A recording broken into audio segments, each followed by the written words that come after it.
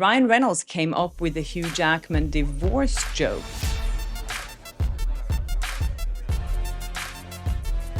Hi and welcome to Blossom Talk. I'm Kerstin Flo, and here on my channel I talk about my good and bad experiences in Hollywood working as an entertainment reporter, and as you know, a lot about the Blake Lively and Justin Baldoni's legal drama. First of all, happy Friday everyone, and thanks for sending me so many good tips. The stories are just getting crazier and crazier, and sometimes when I receive a tip I'm like, this can't be true. And then it is. I mean, this never ends. Anyways, so another of the big YouTube channels covering this without a crystal ball just reported that allegedly Tom Brady has now dropped Stephanie Jones as his publicist. So Joneswork, as you know, was Justin Baldoni's PR, and Jennifer Abel was one of their employees. And as you know, Stephanie Jones took Jennifer Abel's phone when she left and went through it and leaked all the information over to Blake Lively's team before that sham lawsuit was filed against them to retrieve the information legally. But of course, someone as big as Tom Brady, why would he risk being represented by a company that's capable of doing something like that? As Katie is reporting, this information is not public yet, but she said you can expect to see it in the news very soon. I'm sure they have an agreement, you know, he resigned and maybe there's like a month or two that they have like a deal that it's not going to be public. I don't know. I don't know these things. I know it's just a lot of things going on behind the scenes that we don't know about. And I'm sure that when his exit becomes public, other big clients will follow. Why wouldn't they? I don't know who their clients are right now. I know they had big ones, and I know when they left, suddenly these negative stories started popping up about them in the press. So as Katie also said, you know, don't be surprised if you see some negative press on Tom Brady in the following weeks or months. That is their protocol. Okay, so I did speak about Hugh Jackman yesterday and his ex-wife, Deborra-Lee Furness, who is now having this public fight after the divorce. I said that I thought it was not a good idea to have this out in public because in the long run, I don't think it benefits you if you take these fights public. I said that Deborah Lee Furness, that was not a good move from here. And I do still believe that. Although that doesn't mean that I don't sympathize with her. So it seems like Hugh Jackman has been learning from Ryan Reynolds recently. This is kind of very disappointing to me because, as I said before, I really had a good impression with Hugh Jackman. He seems like he's a good guy. I've met him so many times. No one ever said a bad word about him in the industry that I know of. But then again, you know, I thought Ryan Reynolds was a good guy too, so who knows? But anyways, Hugh Jackman posted this on his Instagram, this video dancing and jumping rope to Bye Bye Bye Bye NSYNC. And people are like, okay, he's shading Deborah in this post, and there's some really negative comments about it, you know, that, hey, this is uncool. And I think this is something that definitely Ryan Reynolds would do. And there's another story here, actually, that Glenda sent me. Thank you, Glenda. This is from Business Insider. And it says here that Ryan Reynolds came up with the Hugh Jackman divorce joke in Deadpool. So it says here in the article that Deadpool loves to get under people's skin, just like Ryan Reynolds. And that includes spouting snarky one-liners, just like Ryan Reynolds. One of his most brutal ones is directed at Wolverine. The other day I said Wolverine. Someone was commenting on it that we should have a Wolverine. But yeah, anyways. So one of these comments is directed at Wolverine, saying he's usually shirtless, but he's let himself go since the divorce.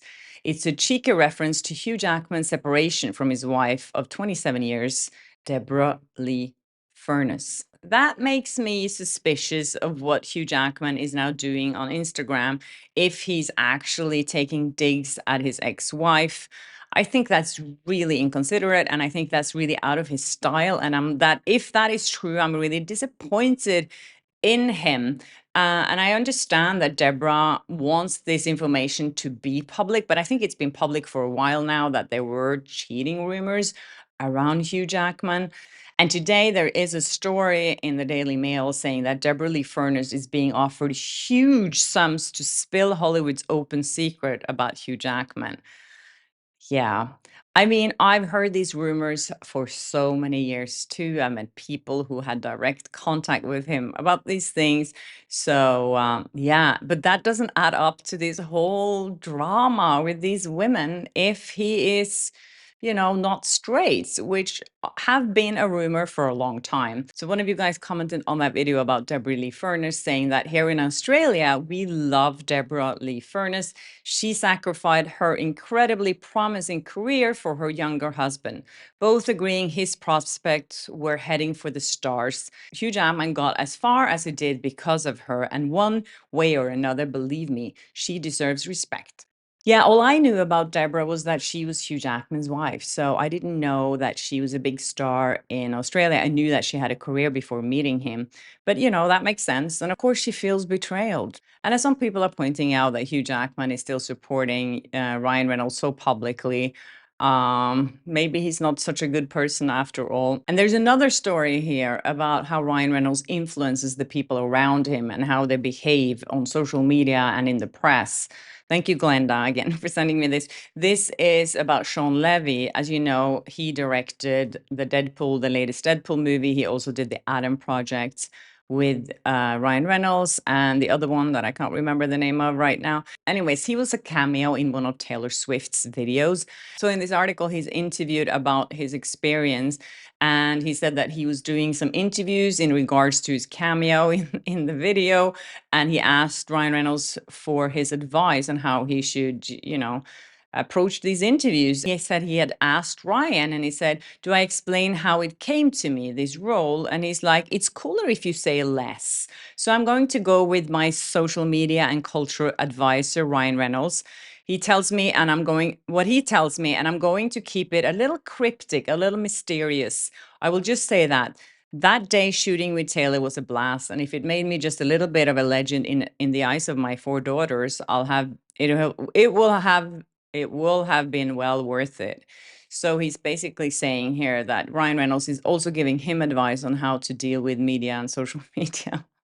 I don't know. I hope he stops listening to Ryan Reynolds about his strategies because they are not working anymore. Also, there is an update on the Kevin Costner story. Yesterday I spoke about Deon Label, who sued Kevin Costner after she was forced to perform in this violent, unscripted R scene. I can't say that word on my channel. And his lawyers responded that it was all baseless claims and that she has done this before. And today there's a story on how she received a settlement. It was a class action settlement that she received in regards to a lawsuit filed against James Franco. So James Franco was accused by a lot of former students about having inappropriate relations to them and forcing them to do scenes that they were very uncomfortable doing, things like that. It blew up in the media back then, I remember. And even Seth Rogen, who was best friends with James Franco, who did so many projects with him, cut all ties with him, and they're still not friends. So I totally believe that James Franco was inappropriate with all these students, and apparently Deon Label was one of them.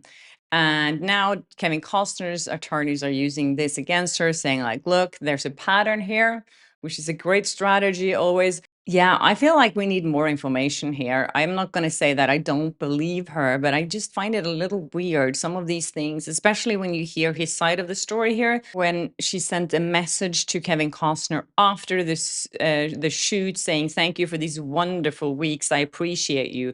I learned so much, and thank you again. I'm really happy it worked out the way it did.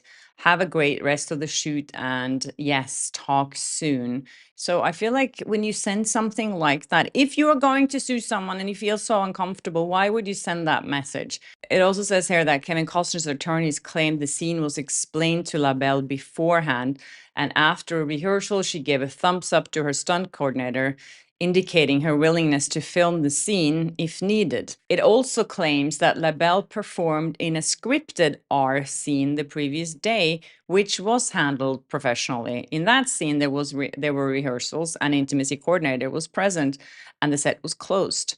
So she's saying that the day before she did a scene that was similar or the same scene, and it was rehearsed with an intimacy coordinator. But the next day, it wasn't rehearsed, and she felt basically that she was harassed on the set.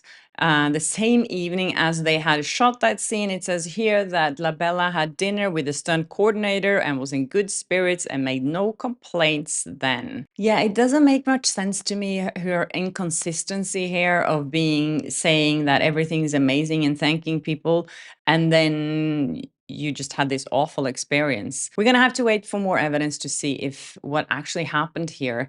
But I feel like it would be so much easier in these situations to actually go to the producer. Of course, that was Kevin Costner. He was the director at the time, and say no, instead of waiting and then suing them, which is a much bigger emotional burden to carry. Because as we know, these lawsuits, they can go on for years. It usually takes over a year, as you've seen with Baldoni and Blake Lively. It took a year. It's going to be a year until the lawsuits, longer than a year from she filed. And this is probably going to be the same thing. So I would suggest for people, when things happen to you that you feel uncomfortable with, go take action right away, so you don't have to go through this, unless the end game is to get a big settlement and to get money out of it. And of course, that is the reason why some people do it. Also, someone sent me this, that the Wayfarer theaters are organizing a Swifty Fest in 2025 in November. They're going to have a concert, which is a tribute to Taylor Swift. So yeah, I guess they're friends with Taylor Swift. Also, there's a new season of And Just Like That. And I have to say, I've been watching all the seasons of And Just Like That, and I really don't like it. It's kind of the show that I hate watch while I do other things on my phone, but I just don't know. I'm just like, because it's some nostalgia there for me, because I was a fan of Sex and the City when it first started. So yeah, but anyways, my point here is I wanted to point out this hat that Carrie is wearing in one of the scenes, because it's gone viral on internet and people are talking about it. But I have to say that Carrie, or Sarah Jessica Parker's hat in this scene, is the most hideous thing I've seen in my entire life. It is the ugliest hat ever in the history of hats. The bigger the hat, the bigger the ego. Remember Another Simple Favor with Blake Lively's hat? I've talked about this before. I met Sarah Jessica Parker. I interviewed her, and it wasn't a great experience for me. I was very disappointed. She wasn't very nice to me. Anyways, I spoke about that in a previous episode, and it's so disappointing when you have these, ideas of how a person is going to be and they're not. And yeah, that happens. And sometimes the opposite happens too. You think someone is going to be difficult, or you heard rumors about them, and then you have the best experience. So that happens too. So later today, I am premiering my podcast. It's going to be here on YouTube under podcast, and it's also going to be on Amazon, Spotify, Apple, and iHeart. And it's going to be longer segments once a week. So if you're interested in that, please make sure to subscribe to my podcast as well. I can't wait to share my first episode with you, which is going to be a little bit more about my background as well, a little bit of an introduction to me. So if you missed some of my first episodes here on YouTube, yeah, you can learn a little bit about that as well. But mostly I'm going to do recaps about what's been happening this week. So if you don't go on YouTube every single day and watch my episodes here, you can also do a recap. But I hope you do both, because they're going to be a little bit different. Anyways, thank you so much, you guys, for stopping by Flawsome Talk. And if you haven't, of course, subscribe and hit the notification bell and send me more tips. I love it. And have a lovely weekend. And I'll see you in my next one. Bye.